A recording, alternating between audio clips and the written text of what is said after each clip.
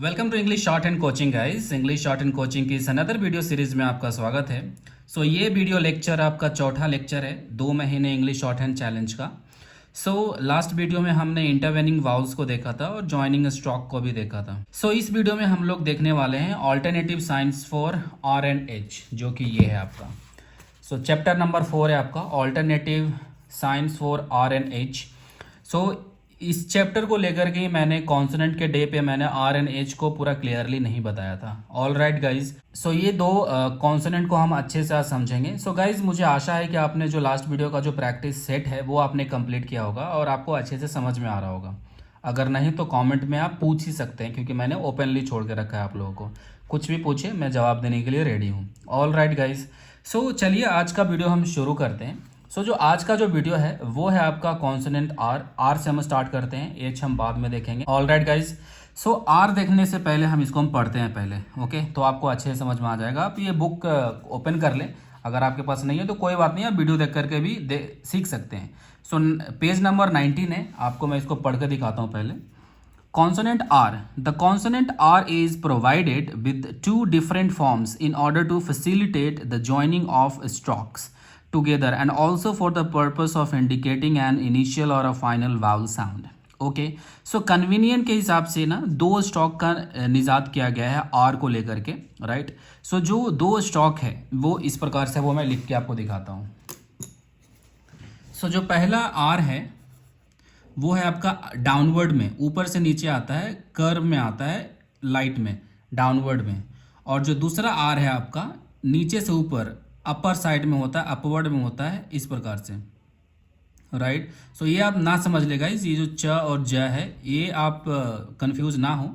Upward are है, ये नीचे से जाता है लाइट में। ऑल राइट, चलिए हम इसको कुछ एग्जाम्पल से लेकर के समझते हैं। होता क्या है ना कि चलिए मैं इसको आपको समझाता हूँ कि ये आर और ये आर कब इस्तेमाल होता है। ऑल राइट, क्योंकि दो आर है तो इसका कुछ रीज़न होगा, है रीज़न गाइस, बहुत ही बड़ा रीज़न है।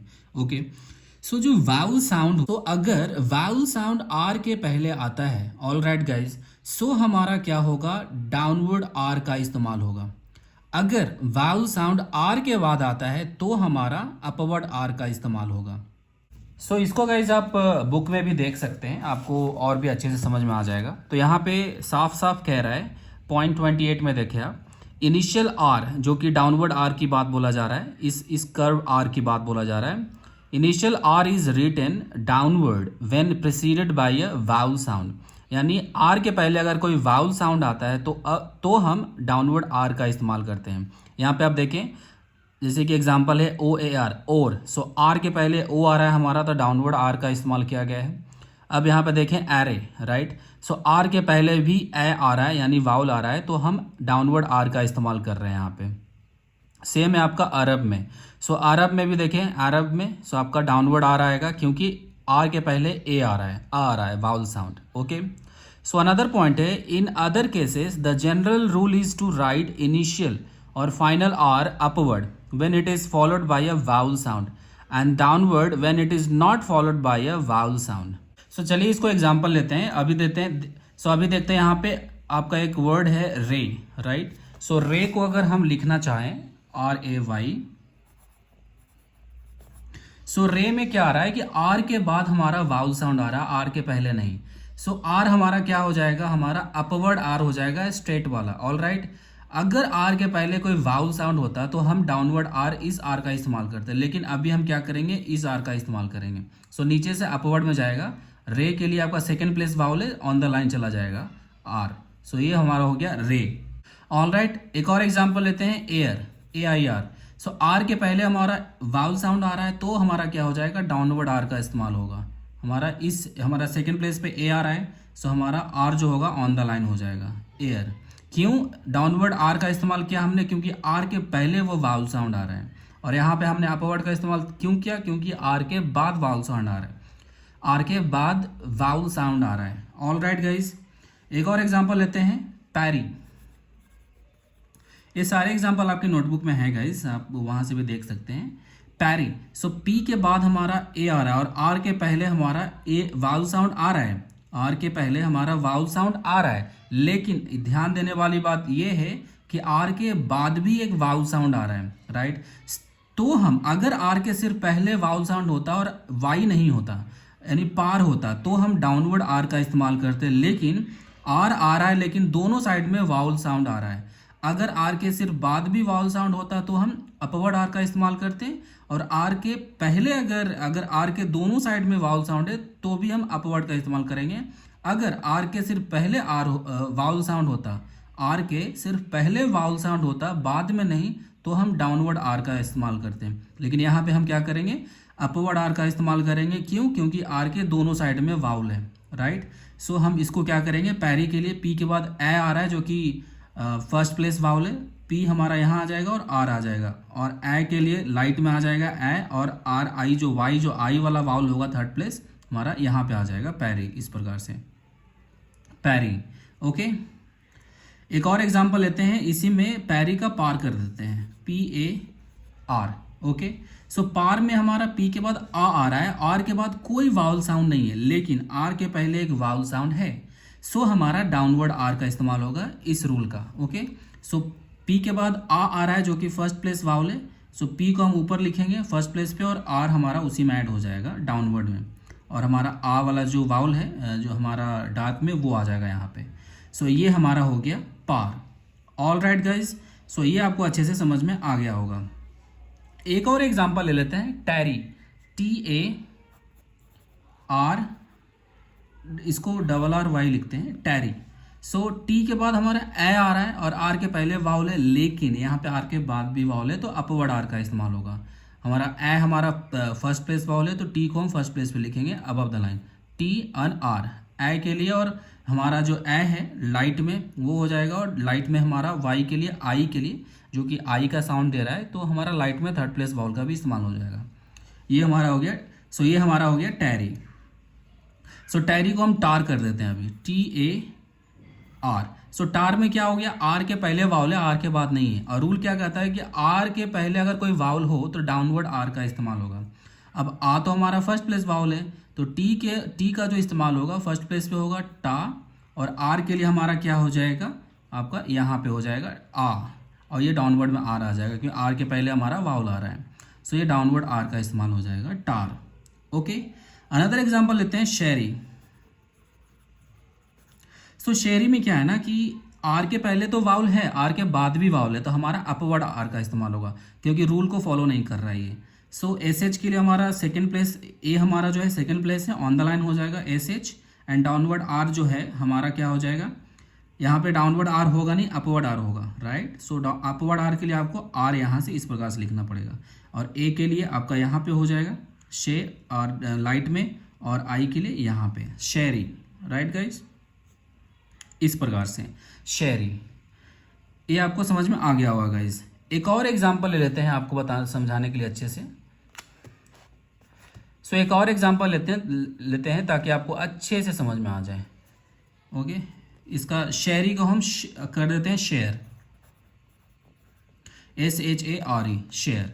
सो शेयर में क्या आ रहा है कि जो प्रोनाउंसिएशन है यहाँ पे, अब आप यहाँ पे याद देखेंगे तो ई तो आ रहा है बाद में आर के बाद, और आर के पहले भी वाउल साउंड आ रहा है, तो हमारा क्या अपवर्ड आर होगा? नहीं गाइज, यहाँ पे नहीं होगा। क्यों? क्योंकि प्रोनाउंसिएशन में ई नहीं आ रहा है ना, हम जो प्रोनाउंस कर रहे हैं वो शेयर आर तक ही प्रोनाउंस कर रहे हैं, यहाँ पे साइलेंट है। सो जो डाउनवर्ड आर का रूल क्या कहता है कि आपके आर के पहले वाउल साउंड होना चाहिए, आर के बाद में नहीं। तो यहाँ पे क्या हो जाएगा, डाउनवर्ड आर हो जाएगा। क्यों? क्योंकि आर के बाद कोई वाउल ही नहीं है प्रोनाउंसिएशन में। रिटन में है, लेकिन रिटन में मैटर नहीं करता ना, शॉर्ट हैंड में जो प्रोनाउंसिएशन हो रहा है हम उसी का इस्तेमाल करते हैं। सो यहाँ पे सिर्फ एक ही वाउल आ रहा है, वो है ए, शेयर में, राइट। सो हमारा डाउनवर्ड आर का इस्तेमाल होगा, राइट। सो शेयर के लिए क्या करेंगे, शेयर डाउनवर्ड आर का। ऑल राइट गाइज, यहाँ पे शेयरी में हमने अपवर्ड लिखा क्योंकि वाई आ रहा है लास्ट में, हम वाई को प्रोनाउंस कर रहे हैं, इसलिए हमने अपवर्ड आर का इस्तेमाल किया। ऑल राइट गाइज, ये आपको अच्छे से क्लियरली समझ में आ गया होगा। अब चलिए हम इसी में लेते हैं आपका एच को, जो साइन है एच का, वो भी दो तरीके से लिखा गया है। एक है एच आपका डाउनवर्ड इस प्रकार से, और दूसरा जो एच है आपका अपवर्ड, जो कि इस प्रकार से है, इस प्रकार से पहला डाउनवर्ड एंड अपवर्ड इस प्रकार से। ऑल राइट, दोनों आपका एच है, एच साउंड है। सो एच साउंड को ना ज़्यादा कुछ है नहीं एच साउंड में। एच साउंड को मैं बताता हूँ, यहाँ पे आप देखें।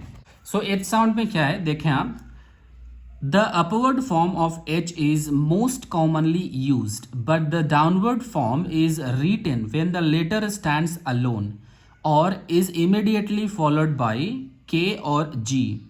सो इसका मतलब ये है कि जो डाउनवर्ड जो अपवर्ड आर है ना गाइज, वो जनरली यूज़ होता है। कोई भी वर्ड ले ले, होप, हैप्पी, ये सारे वर्ड में अपवर्ड आर का ही इस्तेमाल होता है। लेकिन जो डाउनवर्ड आर होता है उसका इस्तेमाल ज़्यादातर आपका अगर सिंगल है, एच अगर सिंगल आ रहा है, जैसे कि हे सिर्फ लिखना है, सो एच हमारा सिंगल आ रहा है यहाँ पे, सो एच का इस्तेमाल हम डाउनवर्ड एच का इस्तेमाल करेंगे। और उसके बाद आता है के और जी। अगर एच के बाद के और जी आ रहा है तब हम डाउनवर्ड एच का इस्तेमाल करेंगे। ऑलराइट, सो यहाँ पे एग्जांपल जो है मैं आपको लिख करके समझा देता हूँ ताकि आपको अच्छे से समझ में आ जाएगा एच के लिए। सो इसमें क्या है ना कि आप एक एग्जांपल लेते हैं हे, एच ए वाई। हे में क्या है ना कि इसमें सिंगल आ रहा है क्योंकि हे में और कोई कॉन्सोनेंट है नहीं। एच के बाद सिर्फ जो ए है वो आपका एक वाउल है। सो हमारा एच कॉन्सोनेंट सिंगल आ रहा है, तो रूल ये कहता है कि अगर एच सिंगल आ रहा है तो हम डाउनवर्ड एच का इस्तेमाल करते हैं। सो हमारा एच हमारा ये हो जाएगा क्योंकि हे हमारा सेकंड प्लस ए हमारा सेकंड प्लेस वाउल है, ऑन द लाइन पे आएगा, और ए के लिए हमारा वाउल जाएगा यहाँ पे। अनदर एग्जाम्पल लेते हैं हेक। सो हेक के लिए, हेक में क्या आ रहा है ना, एच के बाद के भी एक कॉन्सोनेंट आ रहा है और वाउल हमारा क्या है, सेकंड प्लेस वाउल है, राइट। सो हम यहाँ पे के को, एच जो है ना के को फॉलो कर रहा है, सो तो यहाँ भी हम डाउनवर्ड एच का ही इस्तेमाल करेंगे क्योंकि ज्वाइनिंग में आपका ना कन्वीनियंट होता है इस प्रकार से हेक। अगर आप ऊपर वाला लिखेंगे, राइट, सेकंड प्लेस का जो वाउल है उसके साथ ऑन द लाइन ही आएगा, और ऊपर का अगर अपवर्ड एच लिखते हैं इस प्रकार से, सो आपको इस प्रकार से लिखना पड़ेगा जो कि कतई मतलब कन्वीनियंट नहीं है लिखने में अगर आप देखें तो। सो जो कन्वीनियंट कौन सा आ रहा है, ये अगर आप खुद से भी लिखेंगे तो आपको पता चलेगा। सो कन्वीनियंट के हिसाब से आपको जी और के अगर आता है एच के बाद, सो डाउनवर्ड एच का इस्तेमाल करेंगे, और सिंगल भी आता है एच तो हम एच का इस्तेमाल करेंगे डाउनवर्ड एच का। बाकी सब में हम अपवर्ड एच का इस्तेमाल करेंगे। जैसे कि एग्जांपल ले लेते हैं आपका हैप्पी, या फिर होप ले लेते हैं, H O P. So hope में क्या होगा, सेकंड प्लेस वाउल आ रहा है। सो होप में हम अगर डाउनवर्ड जो आपका जो स्टॉक है, अगर डाउनवर्ड एच का इस्तेमाल करते हैं तो कैसा होगा, सेकंड प्लेस वाउल है, सो एच ओ पी आपका क्या हो जाएगा, होप। ओके, लेकिन इसको आप कैसा कर सकते हैं ना, आप होप के लिए आपको अपवर्ड ही लिखना है डबल में, इसको डबल में लिखे, कितना आसान हो जाता है, आपका सेकंड प्लेस में वाउल आ जाएगा और ये आपका हो जाएगा, सॉरी गाइस मैंने आपको नहीं, आपको आर को ही डबल कर दिया, ये आपको ऐसा नहीं लिखना है। आपको होप के लिए क्या करना है ना, क्योंकि अगर आप एच तो आपका हाफ में आ गया और ये जो है आर मैंने डाल दिया, क्योंकि ऊपर से तो नीचे आएगा नहीं, नीचे से ऊपर जाएगा तो ये आर होता है। सो मैंने होर लिखने की कोशिश की, यहाँ पे हमें होप लिखना है। सो होप के लिए आपका हो जाएगा डाउनवर्ड एज का इस्तेमाल करेंगे तो इस प्रकार से लिखेंगे। ये भी कन्वीनियंट है लिखने में, ऐसा कुछ है नहीं, आप लिख सकते हैं, अगर आप पढ़ सकते हैं तो आप लिख सकते हैं, लेकिन आपको प्रैक्टिस एक रूल के हिसाब से करना है ताकि आपको कोई प्रॉब्लम ना हो। इन फ्यूचर जा करके आप जब स्पीड पे काम करेंगे तो आप कैसे भी लिखे, कोई नहीं बोलने वाला है, क्योंकि चेक जो आपका जो टेस्ट में जो आपका जो कॉपी चेक होता है वो आपका ट्रांसक्राइब्ड इंग्लिश फॉर्म का चेक होता है, शॉर्ट हैंड का नहीं। सो यहाँ पे क्या होगा, होप के लिए अगर हम अपवर्ड का इस्तेमाल करते हैं, राइट, तो कैसा लिखेंगे, एच एंड पी के लिए हमारा ये हो जाएगा और ओ के लिए ये होप, राइट, और डाउनवर्ड का इस्तेमाल करते हैं तो इस प्रकार से हो जाएगा होप। सो दोनों सही है, लेकिन अगर कन्वीनियंट का हिसाब देखा जाए तो आपको ये बेस्ट रहेगा, आप खुद से लिखेंगे तो आपको पता चल जाएगा। ऑलराइट गाइस, सो ये आपका एच और आर हम आज, सो ये आपका एच और आर कंप्लीट हो गया है। तो इसमें कुछ प्रैक्टिस सेट है जो कि आपका काम है, वो मेरा काम नहीं है, बस आपको प्रैक्टिस करना है यहाँ पे अभी। सो एक्सरसाइज नंबर 13 जिसमें आपको करना है read, copy and transcribe. Same rule apply करना है, read, copy and transcribe and check in the कुंजी, एंड उसको चेक करें लास्ट के जो इसी बुक में जो लास्ट में दिया गया आंसर की, उसमें मैच करें कि आप कितना सही लिख रहे हैं। अगर नहीं लिख रहे हैं तो आप बार बार प्रैक्टिस करें, आप सही आपका हो जाएगा।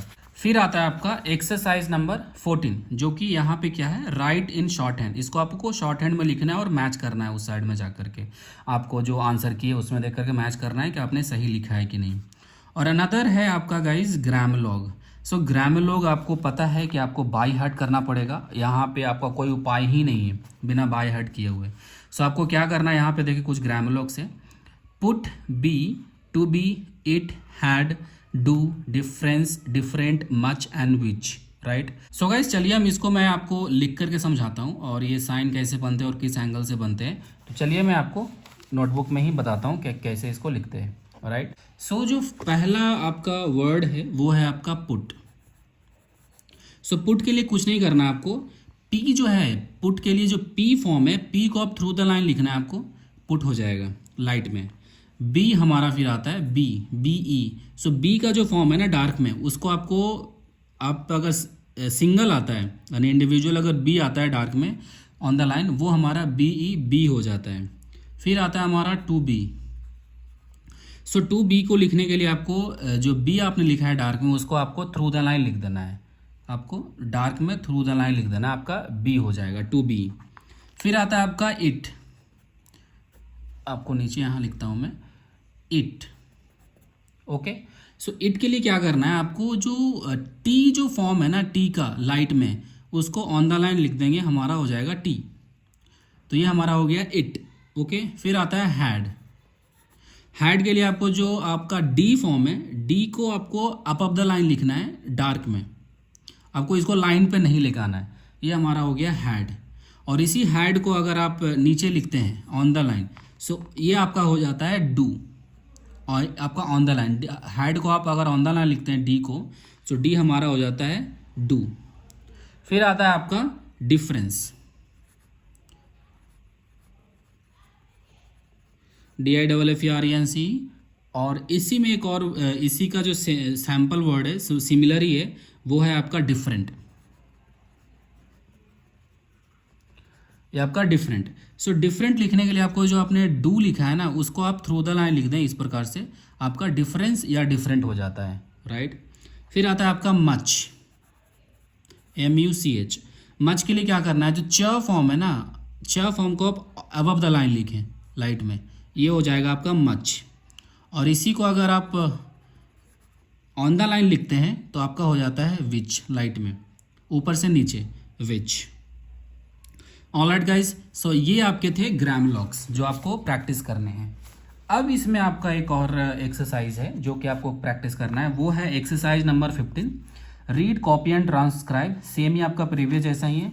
फिर एक्सरसाइज आपका आता है 16, राइट इन शॉर्ट हैंड। इसको शॉर्ट हैंड में लिखना है और आपका जो आंसर की है वहाँ पे आपको मैच करना है। ऑलराइट गाइज, सो यहाँ पे गाइज आज का जो वीडियो है alternative science for RNH finish होता है। फिर हम जो नेक्स्ट वीडियो में देखने वाले हैं वो है आपका डिप्थोंग्स, जो कि बहुत ही इंपॉर्टेंट चैप्टर है, चैप्टर 5। इसे हम एक ही वीडियो में कंप्लीट करेंगे। हम चैप्टर वाइज ही खत्म करेंगे गाइज, तभी 2 महीने में खत्म हो सकता है और आपको भी मेहनत करना पड़ेगा। तब जाकर के हम प्रैक्टिस सेशन पे आएंगे और प्रैक्टिस स्पीड की करेंगे। ऑलराइट गाइज, सो अगर कोई इस वीडियो में डाउट हो आपको तो आप ज़रूर कमेंट में बताएं। और अभी तक आपने चैनल को सब्सक्राइब नहीं किया है तो ज़रूर कर लें, लाइक ज़रूर करें। अगर कोई आपके डाउट हो तो ज़रूर पूछें कमेंट बॉक्स में, और इस वीडियो को अपने दोस्तों के साथ शेयर ज़रूर करें। तो चलिए गाइस, इस वीडियो में आज के लिए इतना ही। मिलते हैं नेक्स्ट वीडियो में। Thank you, bye bye.